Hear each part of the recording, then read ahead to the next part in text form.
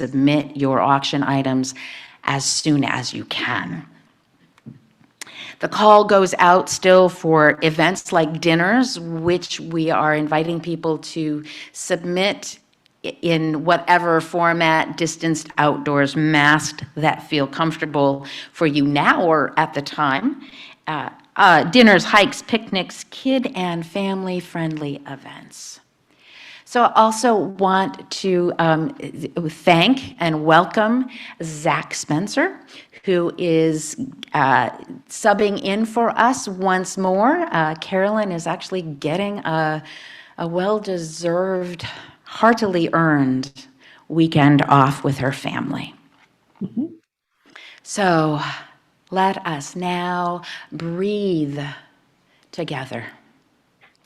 Here in the sanctuary and at home, arrive. See if she looks like Mo to you. Wherever you are, find your own center.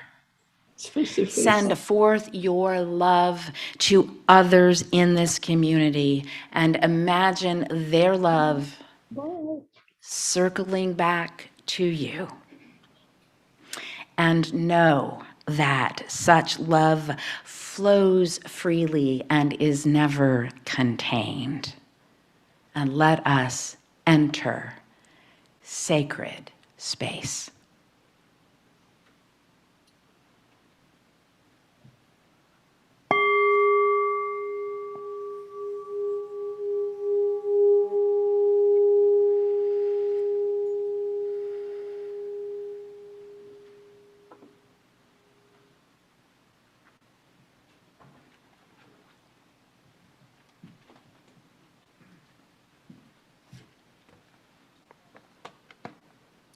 And from me, a good morning too.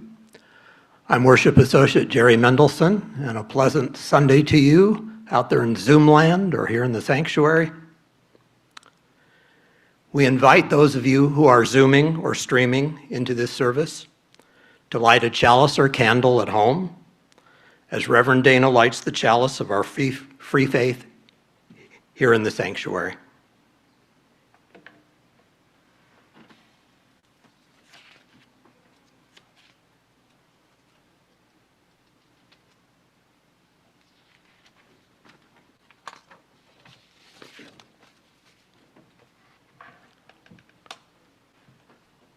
We begin our service this morning with these words from our very own Reverend Dana Worsnop.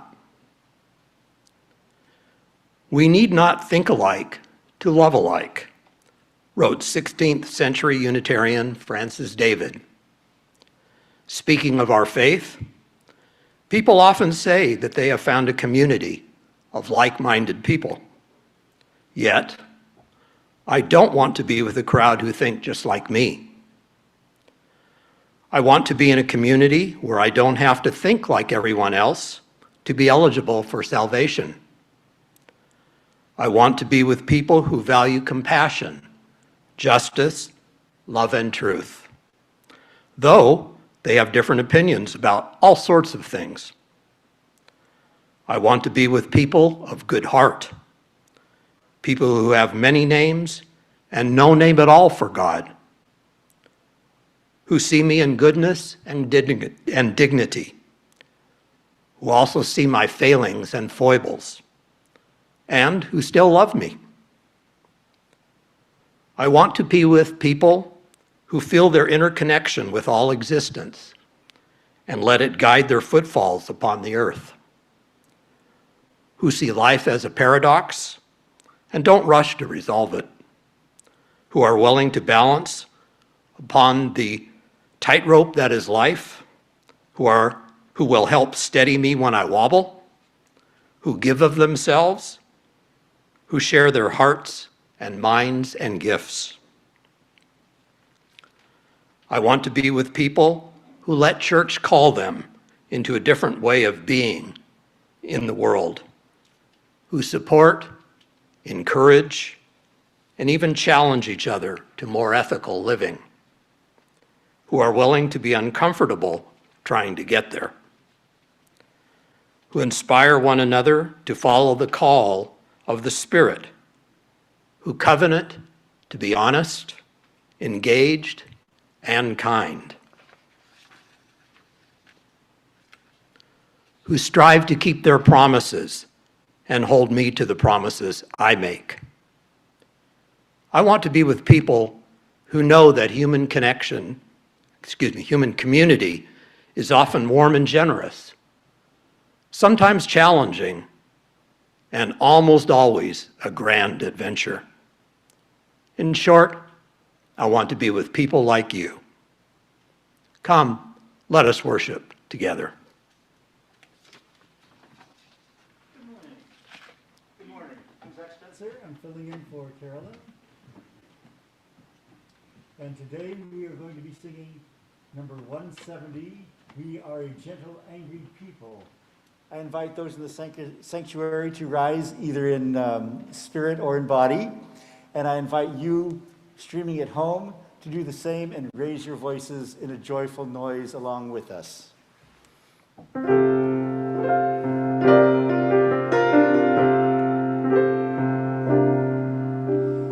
We are a gentle, angry people, and we are singing, singing for our lives. We are a gentle, angry people, and we are singing, singing for our lives. We are a justice-seeking people, and we are singing, singing for our lives. We are a justice-seeking people, and we are singing, singing for our lives. We're a land of many colors. We are a land of many colors, and we are singing, singing for our lives.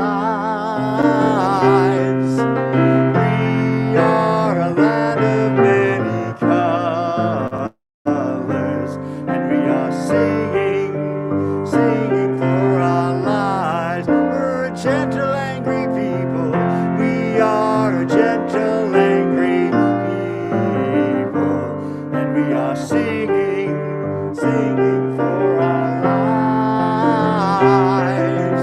We are a gentle, angry people, and we are singing, singing for our lives.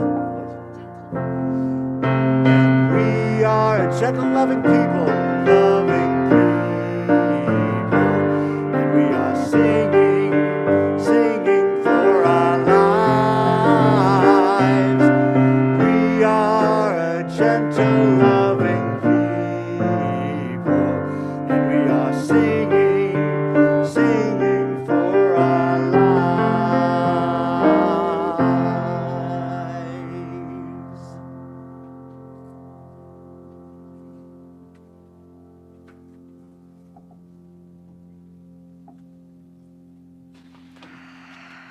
Technology is our friend, except when the tricksters decide to have a little joke on us. So, Unitarian Universalist musician Leah Morris led us in a magnificent service a few months ago. And she has since then recorded a series of what she calls story songs. And today we will hear her version of the parable of the spoons. Is that going to, oh, look, it's starting to play right now. Enjoy.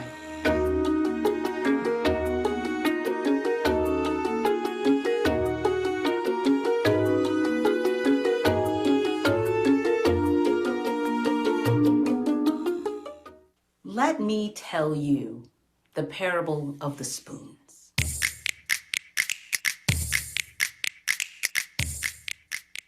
There once was a mystic who was fascinated by the idea of heaven and hell. One day, in a deep meditation, the mystic came face to face with the creator of the universe. And of course, their first question was, what is the nature of the relationship between heaven, hell, and earth? And the creator of the universe clapped its cosmic hands. And immediately the two were in a room. In the center of this room, there was a round table. And in the center of that table, there was a roaring fire. Over the fire, there was a huge cauldron of a seething stew with a smell so enchanting that the mystic was drawn closer to the table, but not too close, because all around the table, there were sickly, unhealthy, groaning people, each of them with a long spoon, long enough to reach the cauldron in the center of the table, but not long enough to feed themselves. And they all struggled and they tried hard, but they never quite managed. The mystic didn't need to ponder long to understand that this was hell. Instantly, the creator of the universe clapped those cosmic hands again, and they were in a different room, except it was the same room. So much of the room was identical. There was the round table, the roaring fire, the cauldron with that delicious smelling stew in the center, and around it, people seated. But these people looked healthy. They looked happy. In fact, they were laughing and telling each other stories and jokes. Some of them were singing songs. Some of them were just listening attentively. And they also had those same long, overlong spoons. But as they dipped out of the stew, they didn't trouble themselves trying to make that long spoon reach back to their mouths. They simply reached across the table and fed someone else. And when they were hungry, they had the humility and the clarity of mind to open their mouths and let themselves be fed. The mystic didn't have to ponder long to recognize that this was heaven.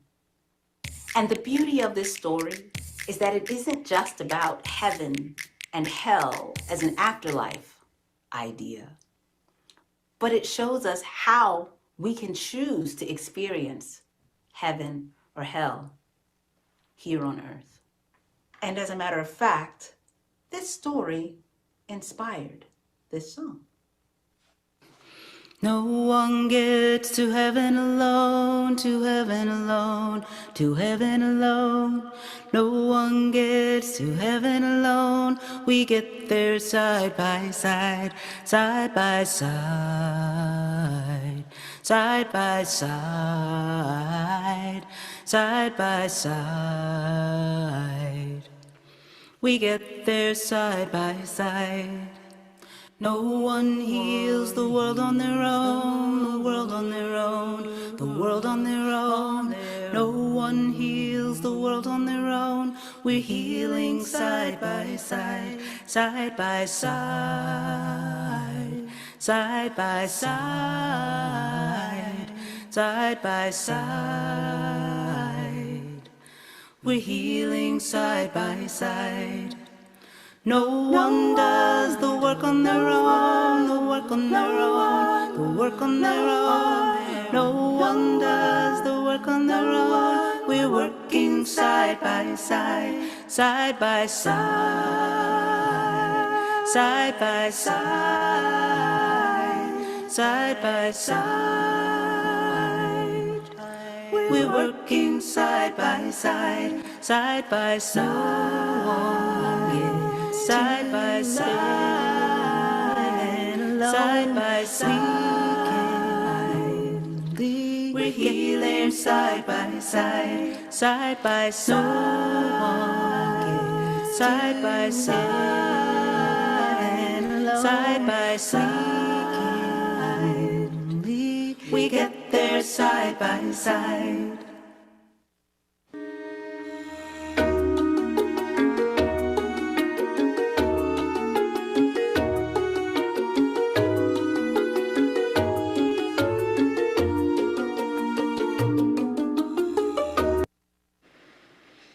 Isn't Leah grand?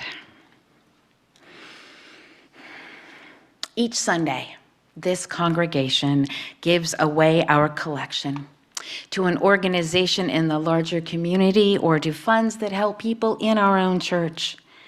Those at home have two ways to give: through the link posted in the chat and by texting from your phone 844-901-1779. It's the number that is now on your screens. Folks, you here present can still write a check or give cash and then drop it in the basket in the back of the sanctuary after the service, or you too can try texting to give. Our offering today goes to Buddy Nation to improve the lives of people who are homeless and the lives of their pets as well.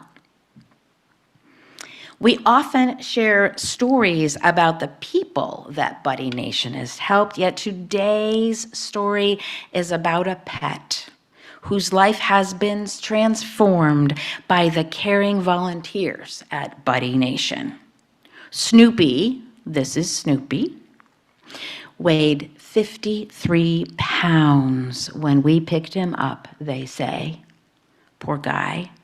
As a 10-year-old full-sized pit bull, he should have weighed much closer to 90 pounds. And the veterinarian who volunteers for Buddy Nation, Dr. Janet McNeil, gave Snoopy the needed medical care. And then one of Buddy Nation's dog fosterers cooked chicken and rice twice a day and gave him love and care. And Snoopy now weighs over 70 pounds, on his way to where he should be, and is ready to move into his new permanent home with Buddy Nation's board president. I guess the hearts are stolen everywhere. They conclude that we would not be able to find a safe haven for any of our neighbors who are homeless or for their pets if it were not for the wonderful volunteers, board members, and donors to Buddy Nation. So the donations that we gave earlier, at earlier times, we've given to Buddy Nation before, those donations helped Snoopy. Thank you. And now we will give forward to the next pet, the next person experiencing homelessness who wants their pet to stay with them. So thank you for giving generously as you always do.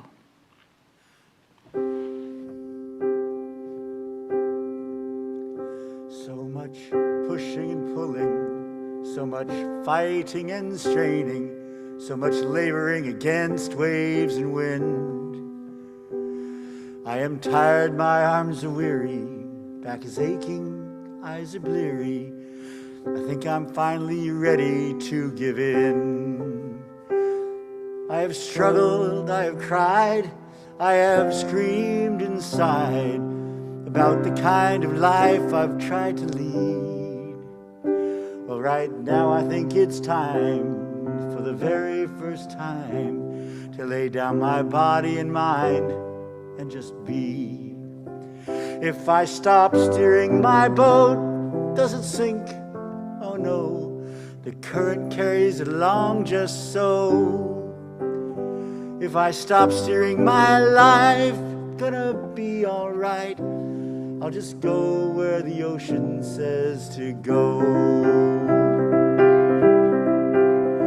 Down the block or to my room, round the world or to the moon. I can't say where I'm supposed to end up. I've resisted for so long, if I could do no wrong, and it's always never been quite good enough.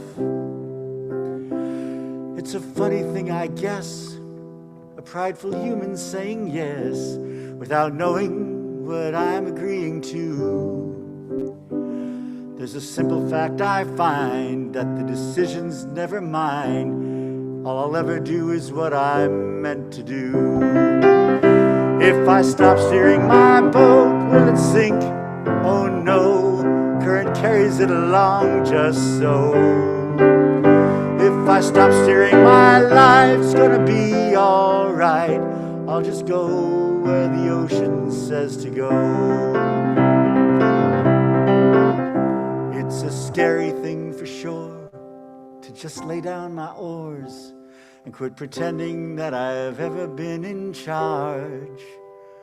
But it's scarier still to spend all my strength and my will and never even have a peaceful heart. So here goes the toughest thing. It's ironic, don't you think, that it's so hard and so easy all at once. It's not laziness, it's just the deepest kind of trust that I'm okay when all is said and done.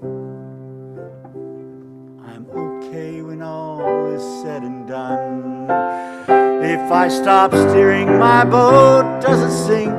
Oh no, current carries it along just so. If I stop steering my life, gonna be alright. I'll just go where the ocean says to go. I'll just go where the ocean says to go. I'll just go where the ocean says to go.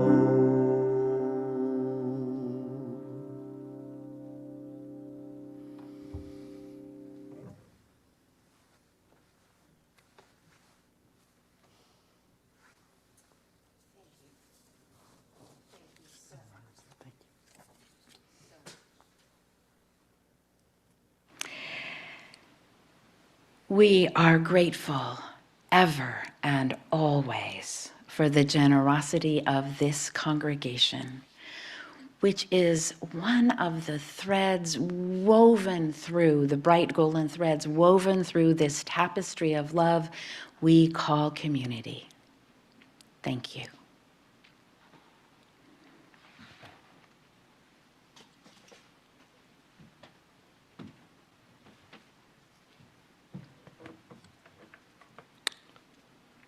Part of life is its joys and sorrows, and it gives us strength to share these experiences within our UU community so that we can support one another.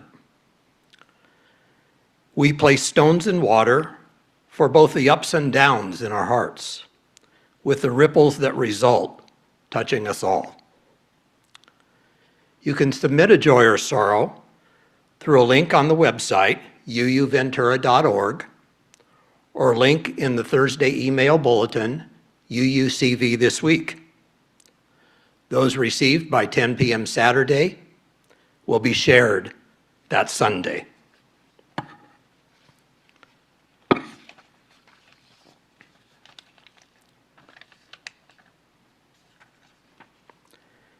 Here are the joys and sorrows that were shared this week.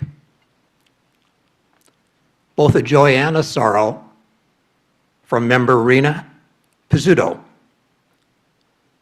Send healing thoughts to my knee. I'm doing okay after knee surgery. I'd love to get some cards or phone calls. It's a long day when I'm not busy.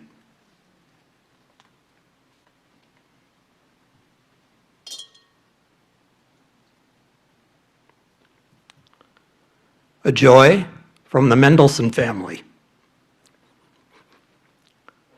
A breath. The Mendelsohns are proud and happy to have welcomed Mark home safely yesterday from serving for 15 days as a resource advisor at Sequoia National Park's devastating Windy Fire. We also celebrated his birthday of Friday, and Krista's coming up next week. We love you both, and we love you all.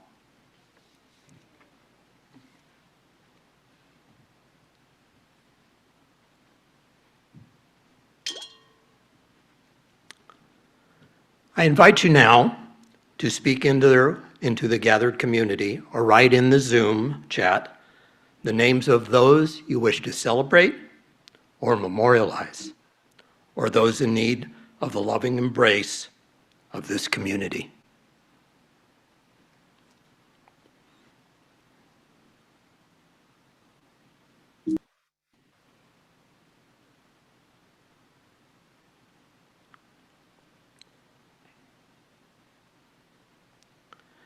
Reverend Dana will now place one final stone in the water for all the joys and sorrows yet unspoken in the silent sanctuary of our hearts. May we be truly grateful for all that is our life.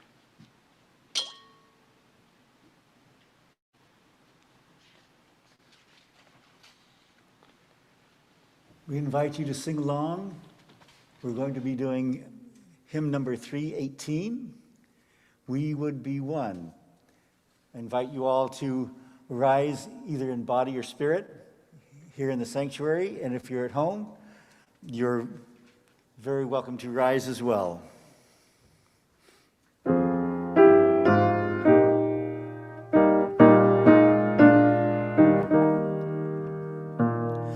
We would be one as now we join in singing our hymn of love to pledge ourselves anew to that high cause of greater understanding of who we are and what in us is true.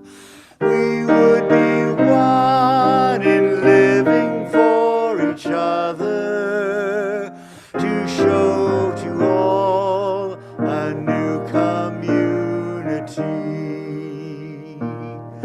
We would be one in building for tomorrow a nobler world than we have known today. We would be one in searching for that meaning which binds our hearts and points us on our way. As one we pledge ourselves to greater service, with love and justice strive to make us free.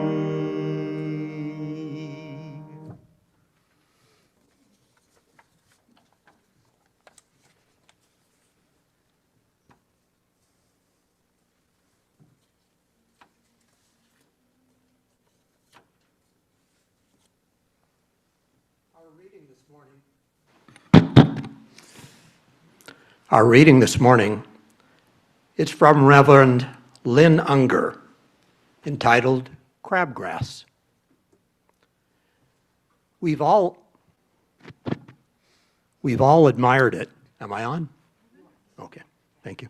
We've all admired it, even as we've cursed the matted roots, white fingers, pointing toward new frontiers, the tangled tapestry, stubbornly weaving the world in place.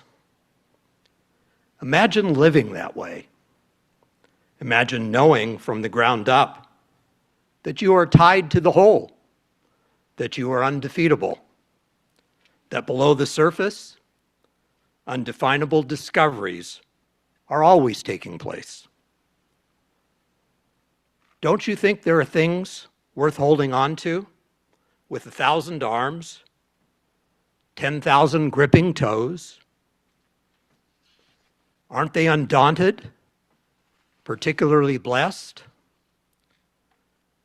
Before you deride the faithful, consider carefully, where will you put your roots?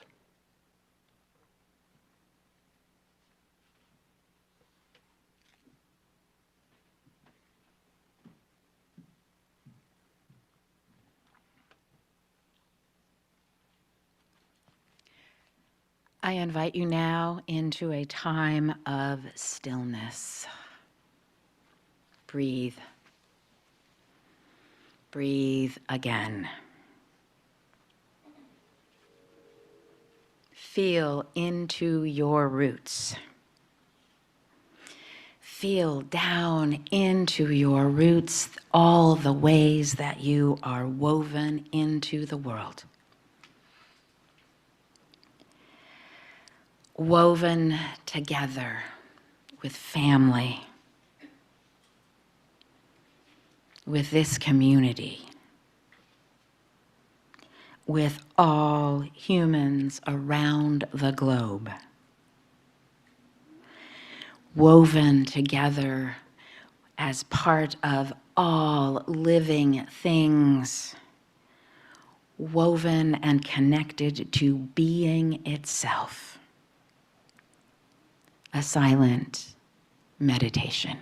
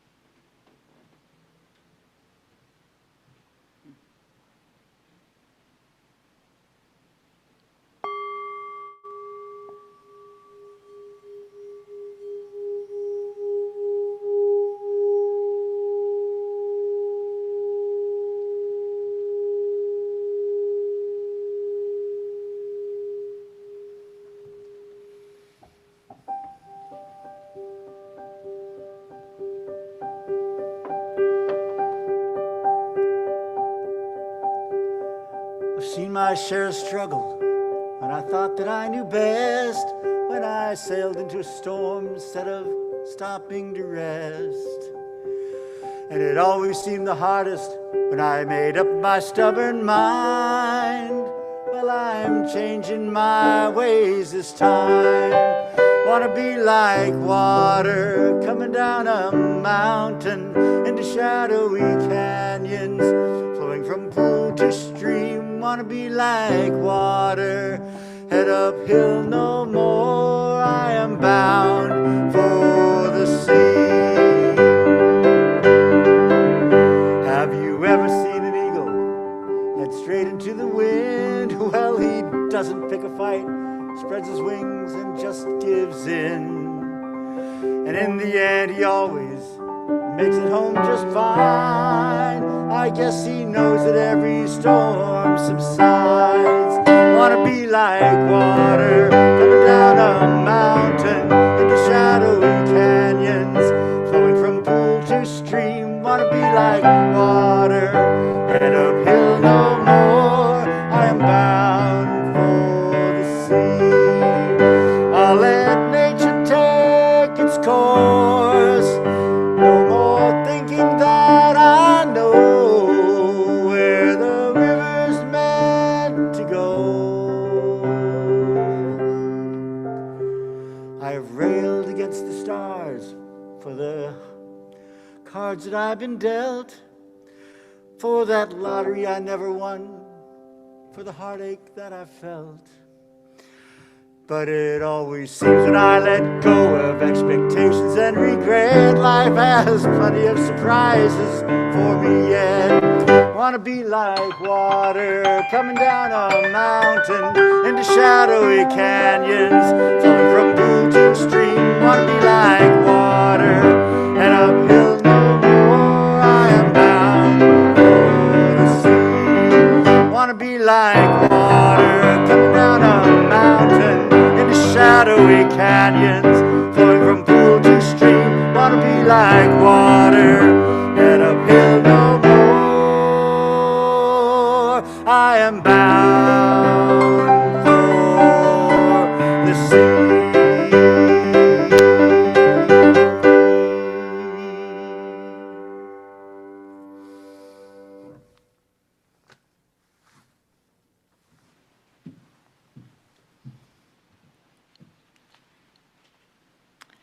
Thank you again, again, again.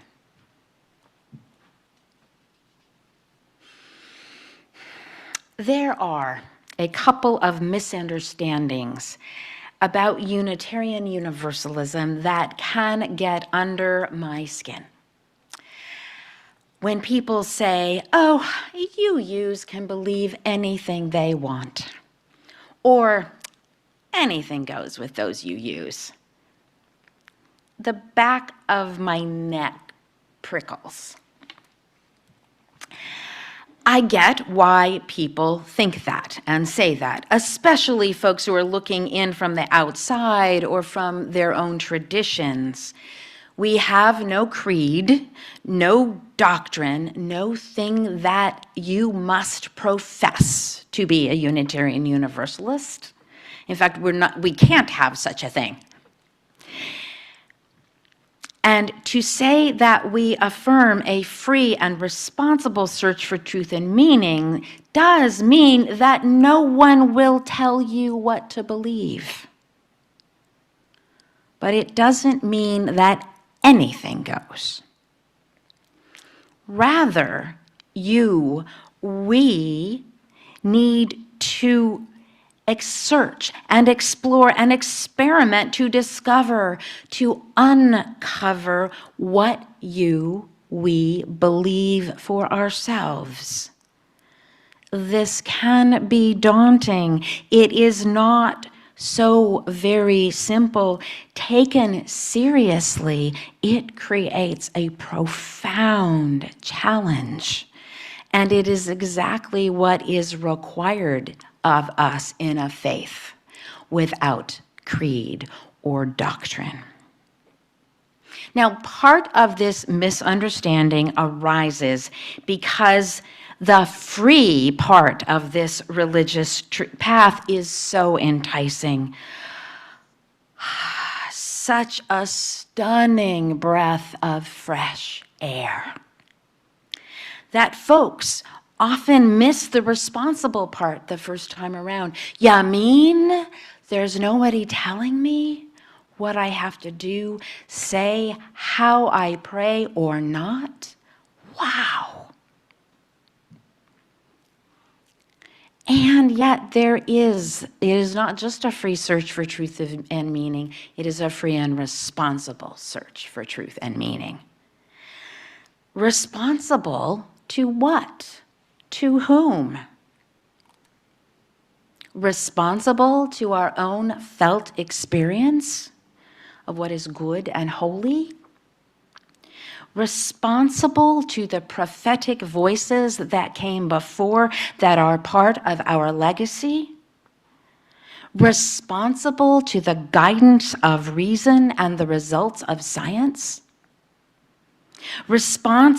Responsible to the web, the interdependent web of all existence, and to the rhythms and needs of nature?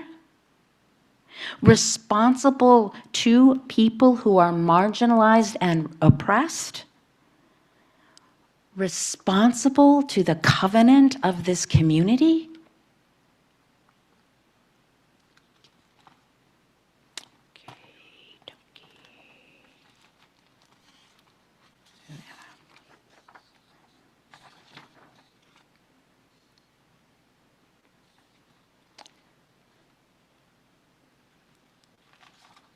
Sorry, I'm getting used to this again. There are all these pages. It's not on a screen. They're in front of me on a book, and I put them in somewhat the wrong order. Hi. Ah, it's good to be here and to be here with everyone. Yes, we are responsible for many, many things to people and to being and to creation, to one another and to our inner voice. There is deep responsibility to all this freedom. Hand in hand, that freedom and that responsibility can carry us to places far, far deeper than we might have realized when we first began the journey. So that is one of the misunderstandings that one particularly raises my hackles. The second misunderstanding is what actually prompted me to write our call to worship this morning. The one about being a group of like-minded people. I get why people say that. Oh, I just love coming to this place of like-minded people. And yet, if our search for truth and meaning is truly free and responsible, we will not, in fact, we almost cannot be of like minds all the time and about everything. We need not think alike to love alike, and there is a love at the core of what we do, a love that is unfolding and growing all the time, that is not static, so how could we all be in the same place at the same time? And it is another profound and challenging practice to follow this path, both personally and communally.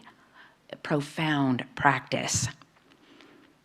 Yes, there is a deep sense of kinship that arises in Unitarian Universalist communities, a sense of home and homecoming,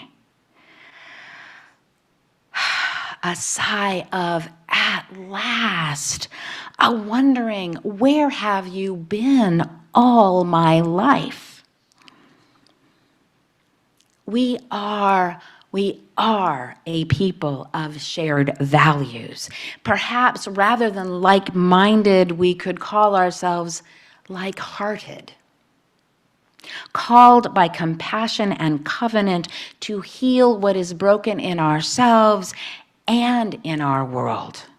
This can be so powerful, and it can therefore be downright transformative. My first ministers and mentors were the Reverends Jan and Rob Eller Isaacs, a married couple serving as co-ministers of the First Unitarian Church of Oakland. Their ministry called me into my own, and the church they served called me as powerfully as anything in my life. Rob recently shared this story. Some years ago, he said, I helped facilitate a board retreat at one of our prominent congregations. In what ways, I asked them, does church involvement foster transformation in your lives? After a discomforting period of silence, one of the trustees said, I never thought of our church as a place where people change their lives. It has always been a liberal refuge for community connections, cultural enrichment, and making friends and opportunities for learning. Now, this was not what Rob had expected. He went on. Jan and I have a very different understanding of the church. Our ministry posits that the primary purpose of religious community is the transformation of individuals, groups, and society as a whole. The church is not primarily about building community, though community is built. The church is not primarily about making friends, though friends are made. The church is not even primarily about alleviating suffering, though suffering may well be relieved. We are meant to be communities of accountability in which both the world and we ourselves are changed for the better. My own shorthand: the church is here to transform lives that transform the world.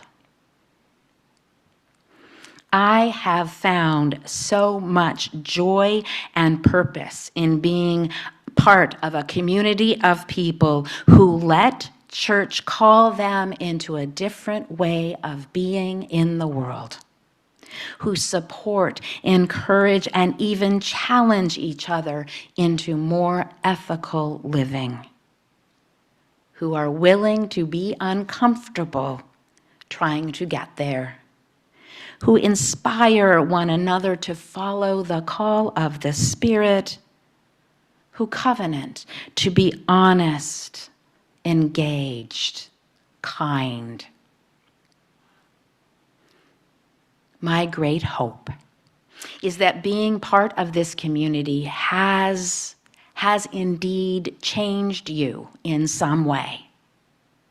Yes, it should be a haven for heavy and weary hearts.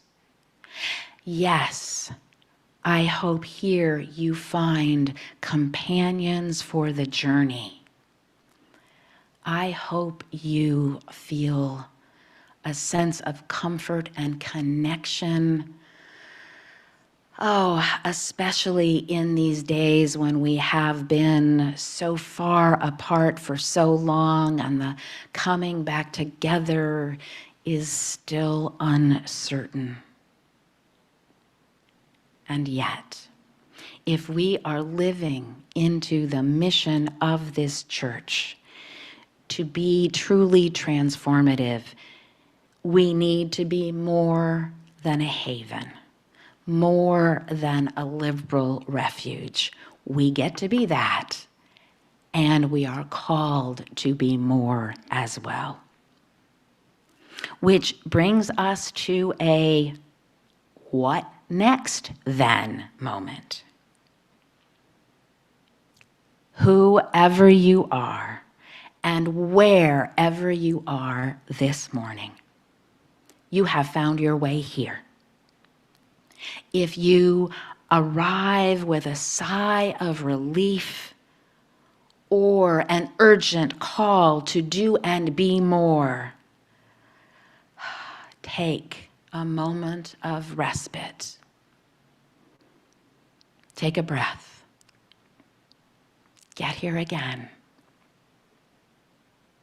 This community can be a haven, a safe harbor, a place where you can find companions and deepen your spiritual connections.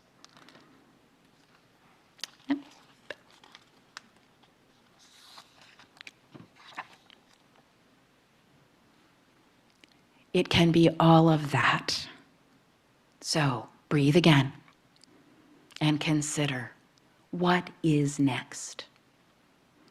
Consider how this community has or might yet change you.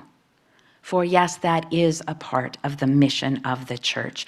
I ask you to consider taking up 3 things. Again, these are what my ministers, Rob and Jan, asked of me, and I carry forth their legacy. First, take up a personal spiritual practice of some kind.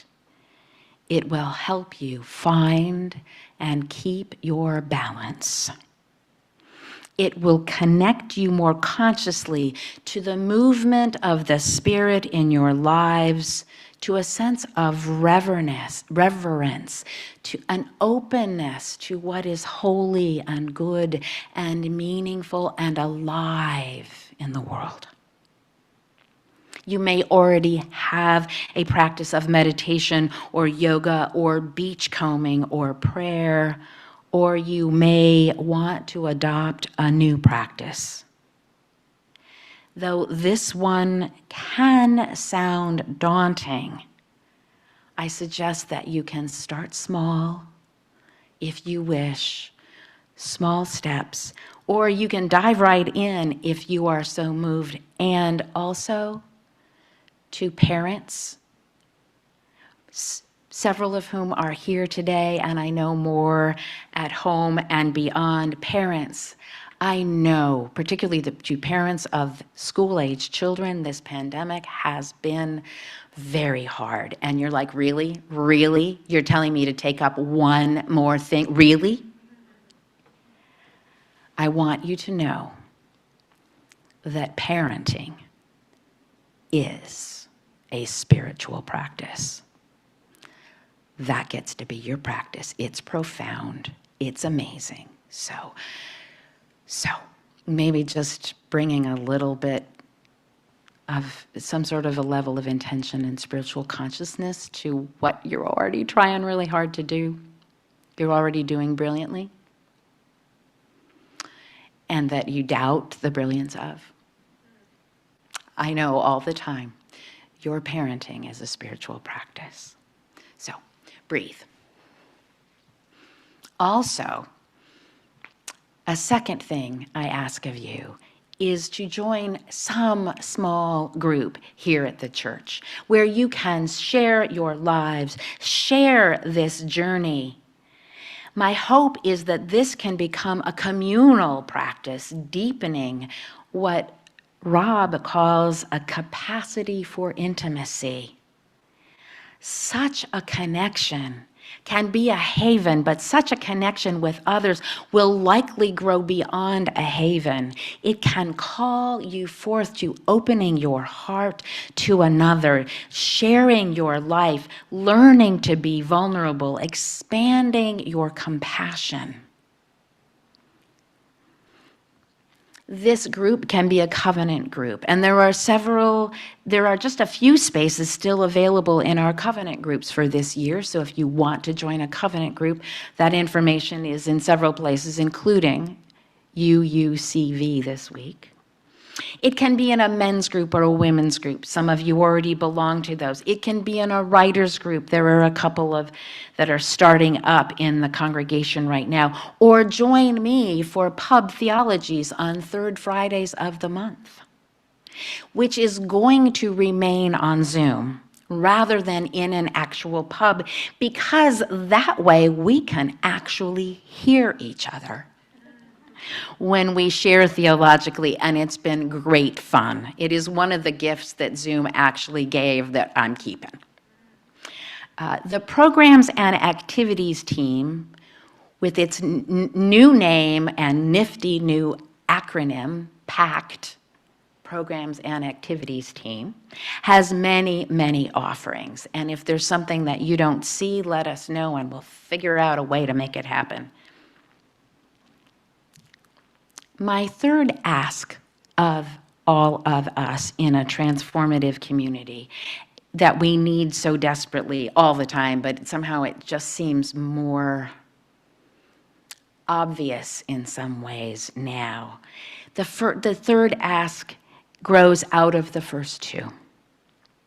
For a personal practice and a shared intimacy ground us in ourselves and in community, and often break our hearts wide open in gratitude and love.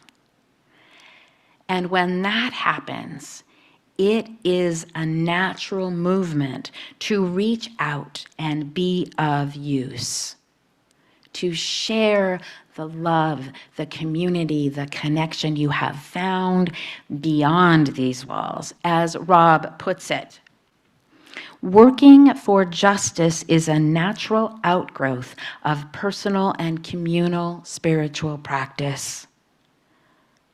Jan and Rob say to their congregation, organize your compassion. Go forth and bless the world.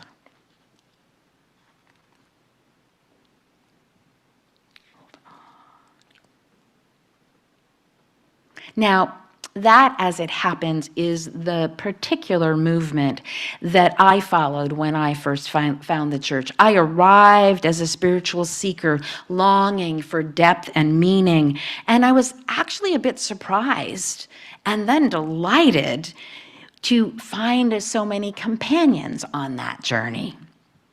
People who quickly became companions of the heart, who loved me into being in a whole new way in the world.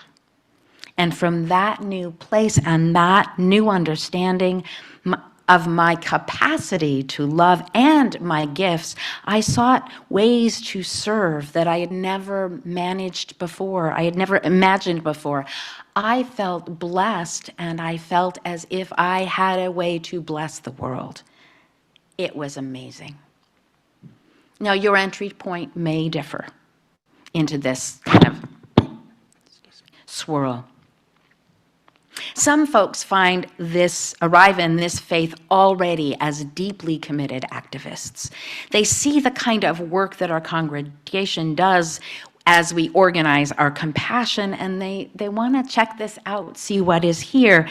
And then they realize somehow how much a spiritual practice can steady them and resource them in what can be heartbreaking work in the world. Or simply how much fun it can be to sing together at an open mic night, say, and let their heart know the joy as well as the heartbreak possible in the world. Others may arrive carrying a particular grief, or simply lonely in a world that was fragmented and dislocated before the pandemic. They may find the relief of companions and companionship first, and then move on to the work of justice, healing others' loneliness, or deepening their connections to their own deep, real wholeness, inner wholeness, and their own connection to the Spirit, which then in turn moves them back out into the world. This movement is a swirl and a spiral. It is not linear at all, or even that you follow a particular circle. You swirl and move around and through it all the time. And these three things can bring you to a place of transformation. Now, I know that transformation is a big word, and I get that the board member that Rob was talking to all those years ago was, that's not what I came here for. What do I do with that? Except that it doesn't have to be that big. It doesn't have to be, sometimes it's life altering, and sometimes it's just this new awareness. Oh, sometimes it's simple as, I can't get the spoon and I can't feed myself. I do not know how to feed myself, but oh, look, you're hungry. I'll feed you. Oh, and look, that means you can feed me. I can offer and I can ask, and we can all be fed. And that all by itself takes something which the very same circumstance. I have this big spoon attached to my wrist and I cannot feed myself, and I'm in hell because I'm starving even though there's this bounty before me. Oh, but look, if we help each other, all of a sudden the very same experience is heaven. It's not necessarily that deep and profound, like you have to spend years or sitting on a meditation cushion for hours and hours before it comes to you. Transformation is possible right in this moment and this one. And we can do practices that help it arise more fluidly, flow into our lives more naturally, or that when it arises, we have a level of attention that we recognize it in the moment.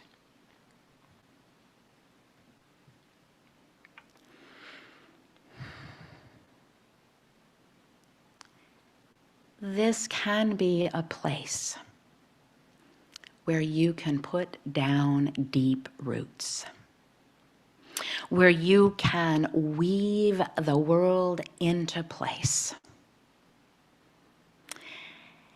Sometimes I have, in fact, I don't know that I ever have admired crabgrass exactly as I was cursing it until Lynn Unger, who is a colleague and a wonderful poet, until Lynn Unger brought this up.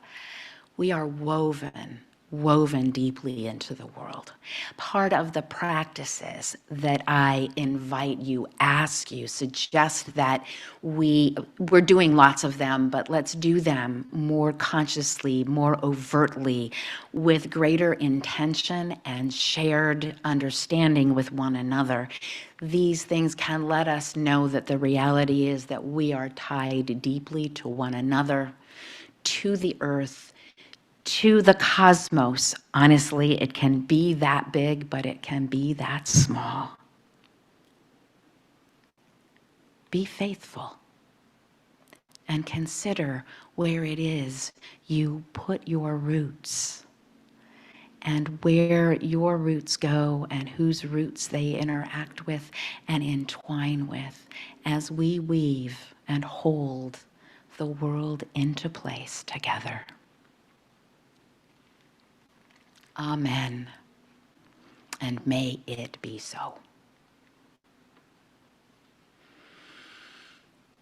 I invite you now into some time of prayer. Holy beingness of many names and no name, swirling spirit of compassion, contemplation, community. Spirit of life which dwells within and among and beyond us this day and always.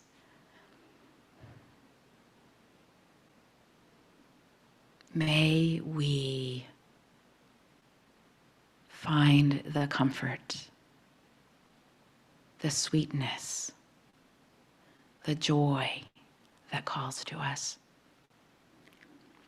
May we offer it, what we have found, may we offer it back out to others. May we learn to look out and see what is needed and offer it. May we learn to look inward and see what is needed and ask for help when we need it. May we let this church community, the practices, the people, the work that we do, the healing work that we do, may it transform us so that together we show to all a new community. We learned that the world can be different. It can be hell and it can be heaven. Let us find ways to see heaven. And when we see it, choose it and offer it to one another. Amen. And blessed be. Hello again. We're going to be singing number 1017, Building a New Way. Again, I invite you to rise up either in body or mind, and you may do the same if you are watching at home. We are building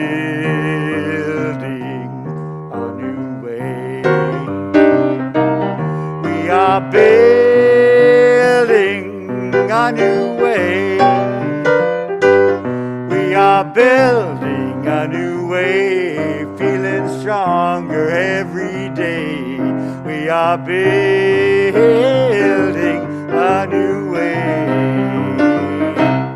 We are working to be free. We are working to be free.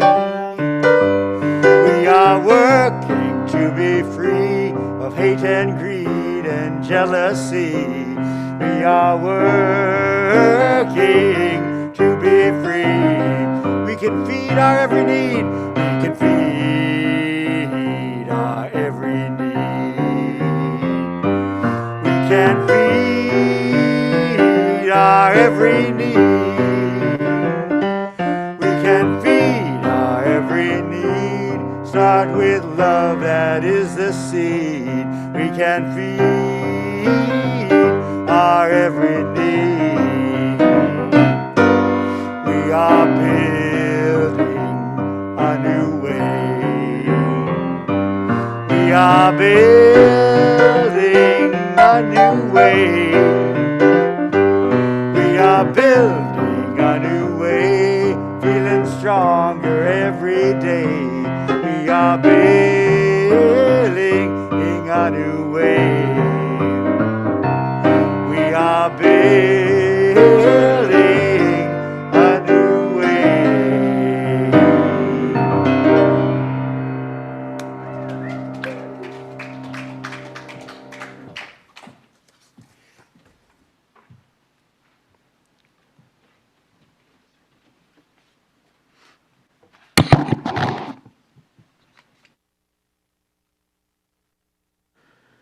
Please join me in reading the words on the screen as we extinguish our chalice. We extinguish this flame, but not the light of truth, the warmth of community, or the fire of commitment. Those we carry in our hearts until we are together again.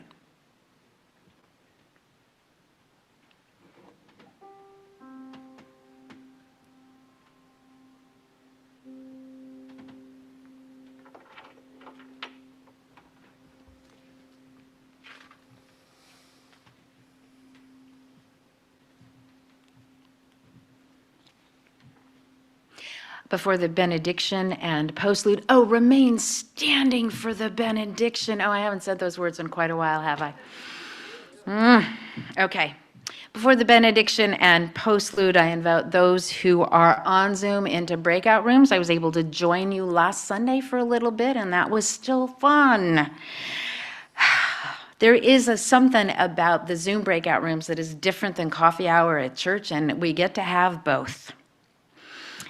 Also, if you have cash or checks for Buddy Nation, you can drop them off in the basket in the back. And so I leave you now with words adapted from David Blanchard.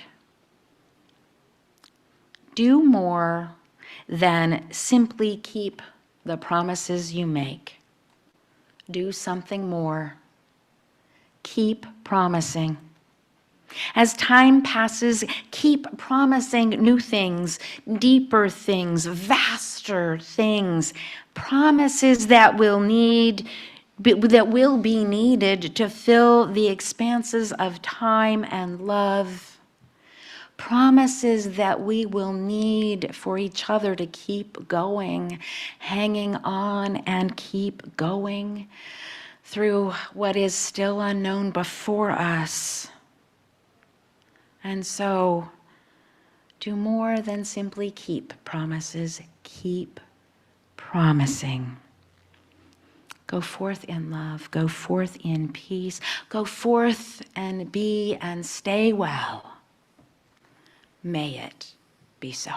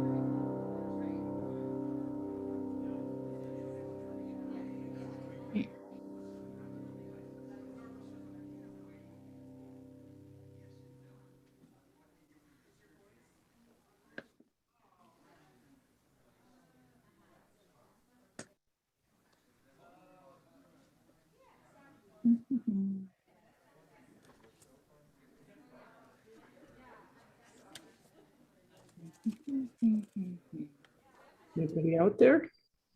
How can I get into a breakout room? I want to know the same thing. This is, Hey, Tessa. Hey, who's this? It's Sharon.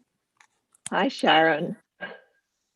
I'm I not haven't sure. got I'm not I sure haven't what's gotten going on. invitation. All No. I see is leave. I don't see, if I leave, will I be leaving the whole thing or do we get to a breakout prompt? Yeah. So, Hi, folks, this is Brian. Can you hear me? Yes? Yeah. Okay, so we're having trouble getting to breakout rooms. Okay. So just bear with me. okay. Does anybody, I'm guessing you don't see any options for it. nope, No. no options. Um, There's a leave app. I get leave at the bottom, lower right of my screen.